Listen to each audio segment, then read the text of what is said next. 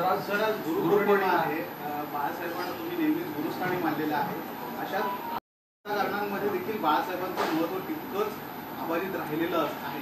परंतु सध्या वाटते का की ज्या पद्धतीने बाळासाहेबांच्या नावाचा माननीय बाळासाहेब ठाकरे हे फक्त राजकीय नेते नव्हते. माननीय बाळासाहेब ठाकरे सगळ्यात आधी एक उत्तम मनुष्य होते. बाळासाहेब ठाकरे हे कडवट महाराष्ट्रप्रेमी होते, देशभक्त होते. बाळासाहेब ठाकरे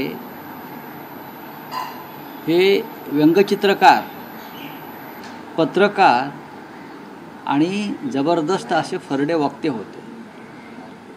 एखाद्या गुरुच्या अंगी गुरु होण्यासाठी जे गुण लागतात, मार्गदर्शन देण्यासाठी, ते सर्व गुण हिंदुहृदय सम्राट बाळासाहेब ठाकरे यांच्या ठायी होते. आणि म्हणून ते अनेक वर्ष आणि आताही हजारो लाखो लोकांना प्रेरणा आणि मार्गदर्शन आजही देत आहेत. बाळासाहेब ठाकरे यांच्यासारखा गुरु होणे नाही असं मी नेहमी म्हणतो. आज सुद्धा तर त्या उंचीची कोणी मला व्यक्ती दिसतच नाही आणि भविष्यात कोणाकडे पाहावं तर तेही दिसत नाही. त्याच्यामुळे आजही बाळासाहेबांचे जे चरण आहेत त्याच्यापुढेच आमचं मस्तक झुकतं आणि झुकत राहील. बाळासाहेब ठाकरे यांचं स्मरण झाल्याशिवाय आमच्यासारखाचा एकही दिवस उजाडत नाही. एक महान व्यक्तिमत्व या महाराष्ट्रात जन्माला आलं.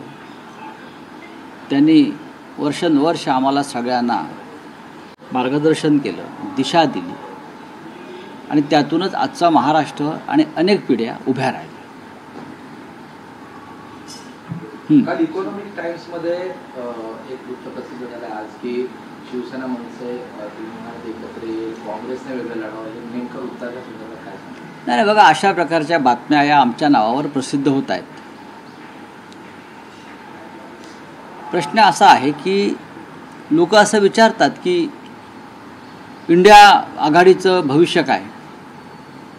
आम्ही जेव्हा सन्मान्य राज ठाकरे यांच्याबरोबर उद्धव ठाकरे हे मंचावर गेले आणि महाराष्ट्रामध्ये एक प्रचंड जल्लोष झाला, त्यानंतर अनेकांना प्रश्न पडले की यापुढे महाविकास आघाडी किंवा इंडिया भविष्य काय.